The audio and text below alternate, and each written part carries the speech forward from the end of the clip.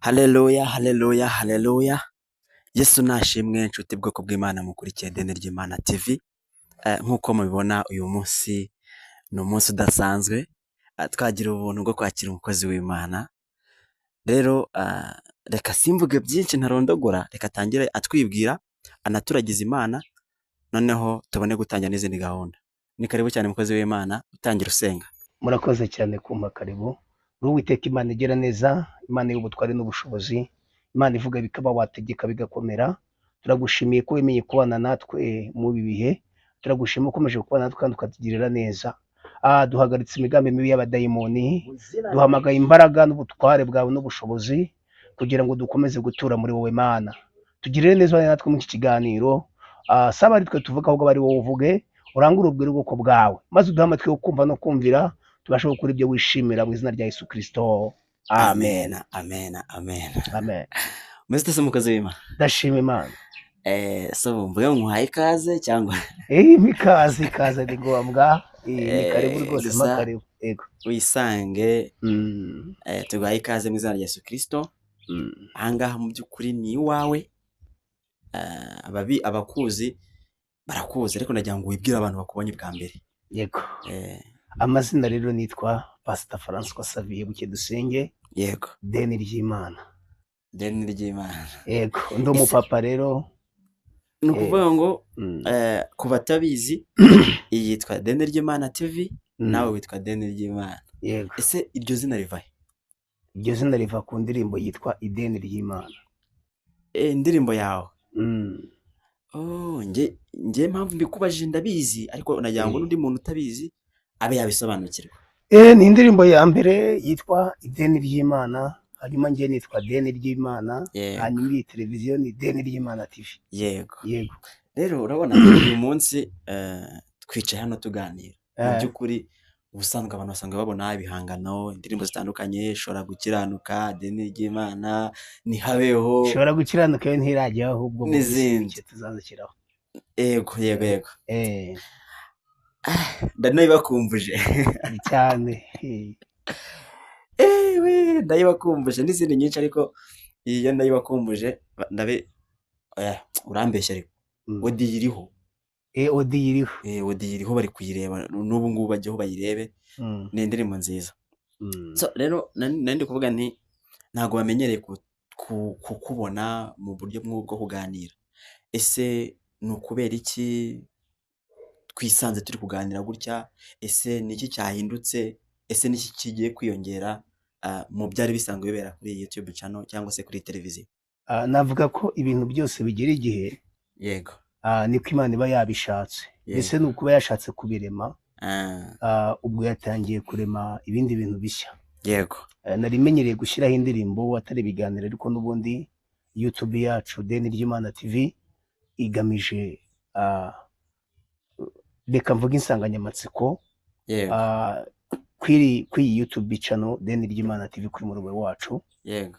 Ukuri mu ijambo ry'Imana, imirimo n'ibitangaza bikorerwa muri Kristo Yesu. Yego.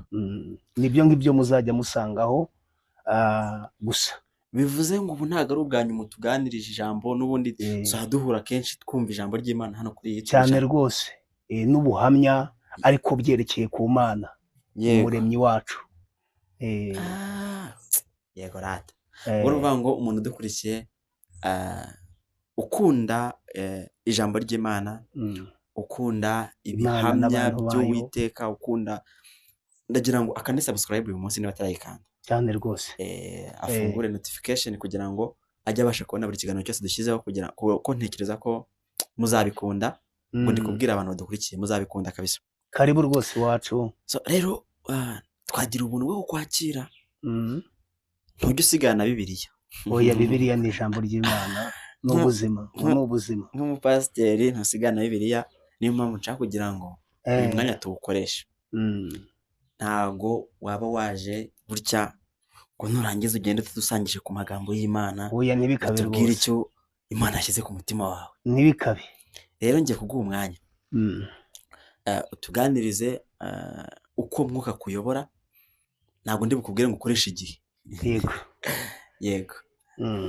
murakoze cyane ko mu mwanya wo kuganira namwe mu ijambo ry'Imana. Yego. Imana ibampere umugisha kubwo kuduha umwanya rwose kugira ngo tuganire ijambo ry'Imana.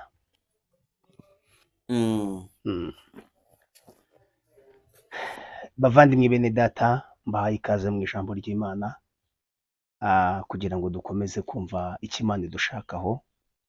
Ndabashimiye, murakoze. Munyemerere dusome muri Yohana ibice 2, turahera ku murongo wa mbere, turahera ku murongo wa 2, turagarukiriza ku murongo wa 11, ntabwo turengaho. Murakoze cyane. Ku munsi wa gatatu hacyujwe ubukwe i Kana y'i Galilaya, kandi na nyina wa Yesu yari ahari. Yesu bamutorana n'abigishwa be ngo batahe ubukwe.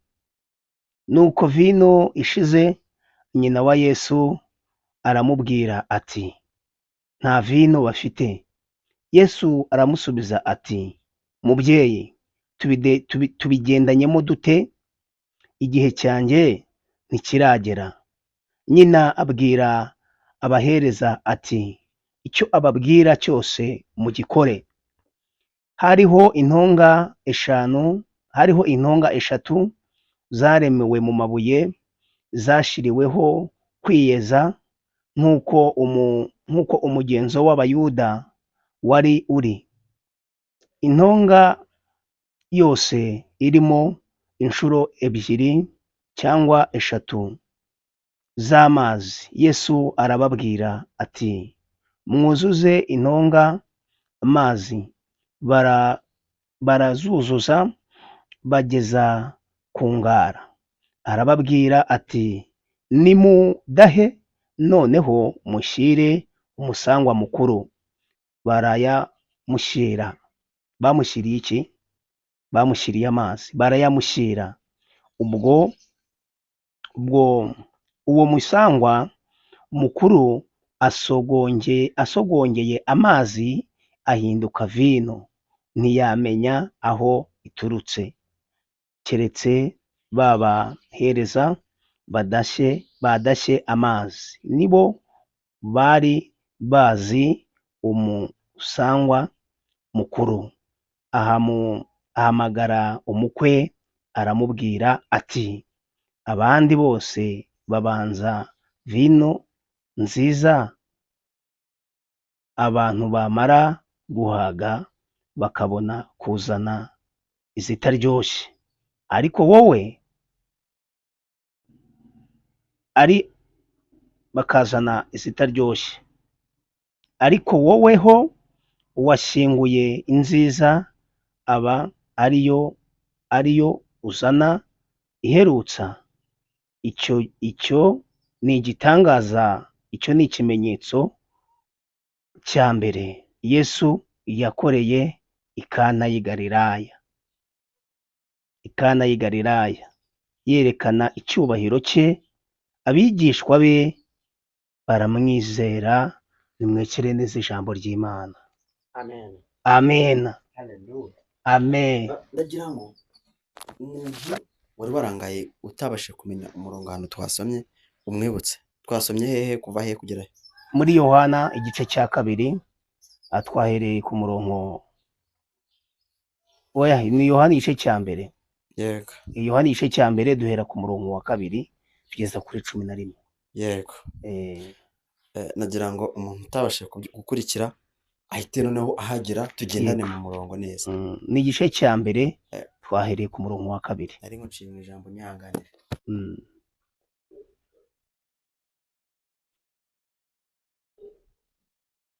Dukomeza tuganira. Twasomye aho ngaho nkuko mubyumvise, ni ku munsi w'ubukwe. Ni umunsi w'ubukwe, bari bacyuje ubukwe, ariko uwo muntu wari wakoresheje ubukwe ni Kana y'i Galilaya. Yari azi Yesu, yaramaze kumenya imikorere ye, ndetse yemera kumuha karibu. Kandi iyo watumiraga Yesu, byanze bikunze yazanaga n'abigishwa be. Hanyuma nyina wa Yesu yari arimo ubwo bukwe.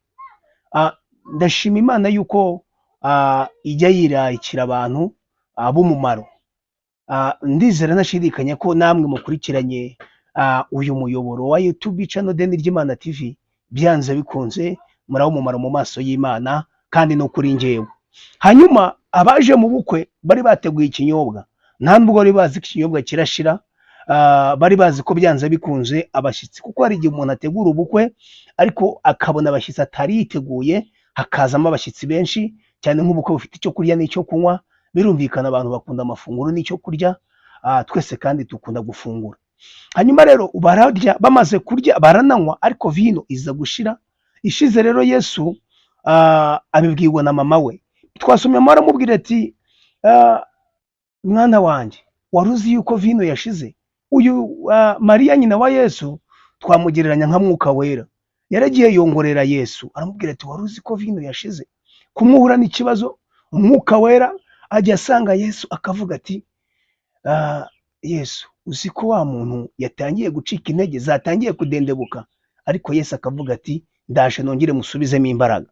Hanyuma Yesu arangije abwira nyina ati mubyeyi, tubigendanyemo dute? Kigihe cyanjye kitaragera. Muvandimwe mwene data, wowe dufatikanyije umurimo mwiza, cyangwa dufatikanyije urugendo rujya i Siyoni, ubigendanyemo gute na Yesu mu gihe utari watabarwa?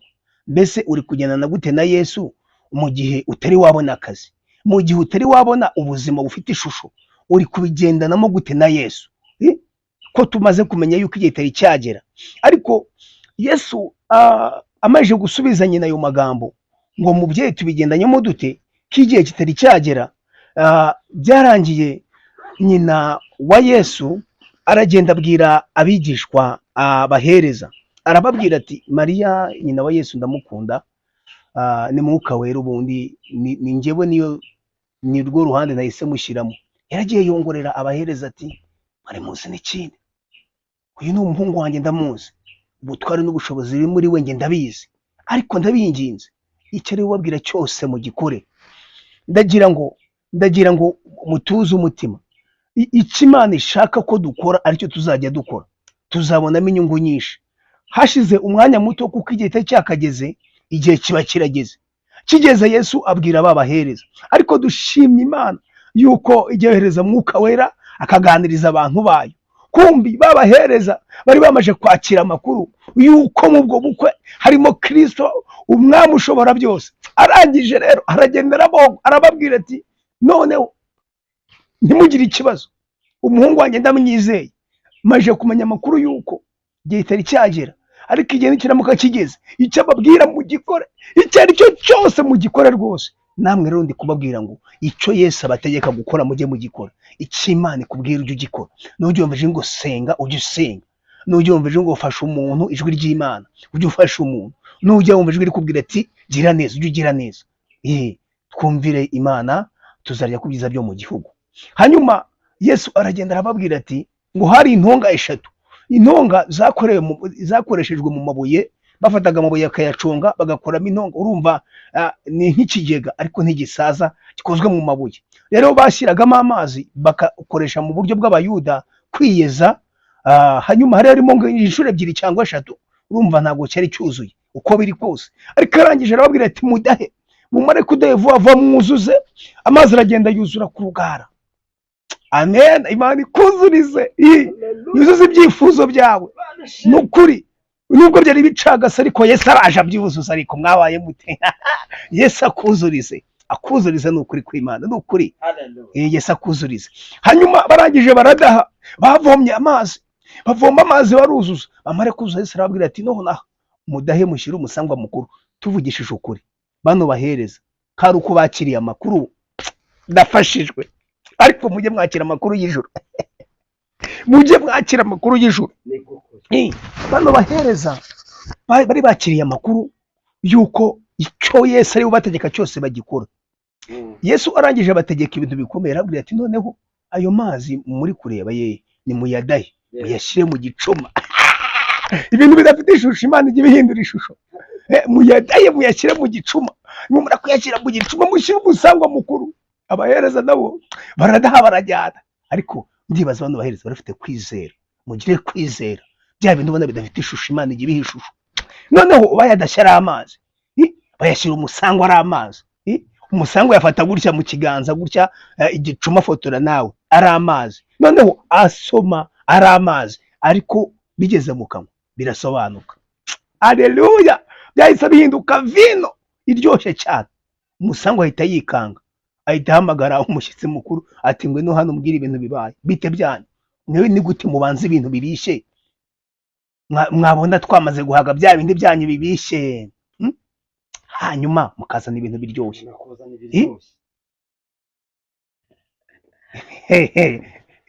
Isomo ririmo ni iki? Ubu buzima tubayemo cyangwa nawe ubuzima urimo, amen, ibintu bya Yesu biraryoha, ariko rwose bizatangira bishaririye, ubone ko bitangira bidafite ishusho, ariko uko ugenda ubitindamo, uko ugenda ubihamamo, Imana izajya ibiha ishusho.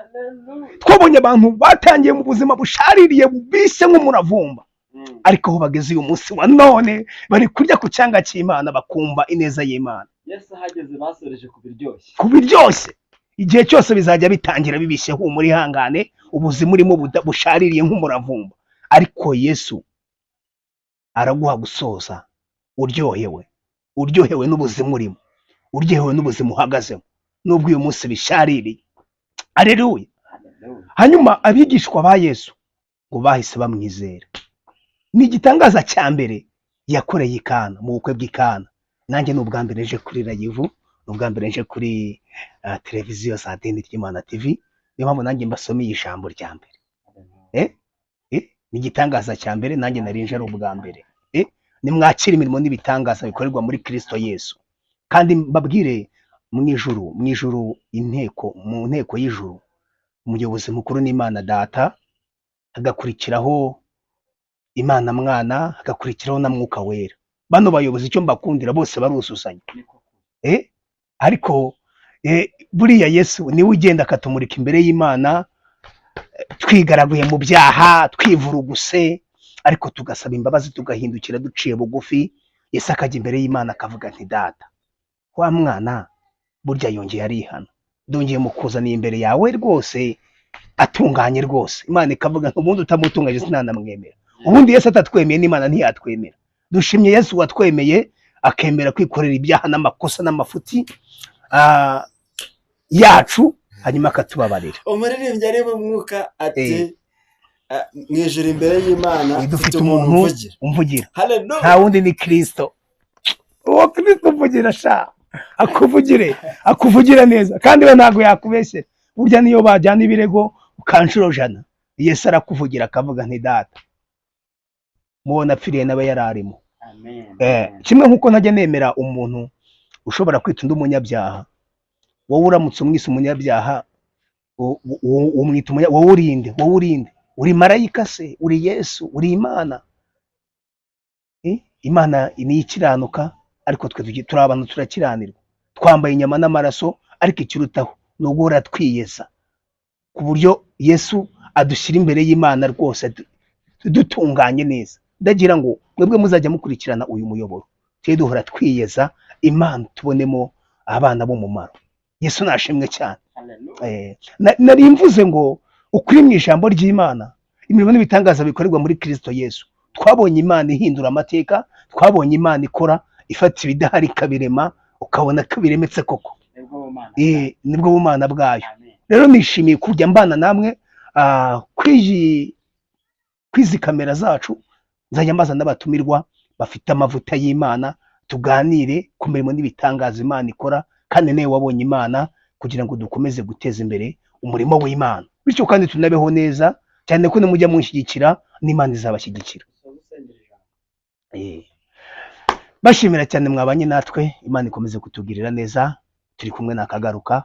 Reka dusenge dusoza ijambo, dusoza uyu mwanya twari turimo. Uwiteka Imana ishobora byose, Imana rubasha by'abantu batabasha, Imana itunze by'abandi badatunze, wowe utunze amahoro mu mutima, mu gihe abatunze bya mirenge ku ntenyo bashobora kuba badafite ayo mahoro. Ariko abo bose tubasabiye amahoro, tubasabiye umugisha uturuka heraho mu ijuru, tubasabiye uburinzi, dusengeye igihugu cyacu kugira ngo ukomeze kubana natwe. Turagushimiye kuri Imana yumva amasengesho yacu, duhagaritse imigambi mibi y'abadayimoni, ibitavuga Imana n'ibiceceke, ibendera ryawe nirizamurwe, abarwayi ubakize, abari mu buzima bushariye ubaremere ubuzima buryohereye, kugira ngo ukomeze kugubwa neza, uduhe kumva no kumvira iby'umwuka bwira amatorero, kandi uduhe kugubwa neza. Dusenze twizeye kubyumvise kandi ubiremye, ni mu izina ry'umwami wacu Yesu Kristo, amen. Amen. Urakoze cyane mukozi w'Imana, ndabashimiye.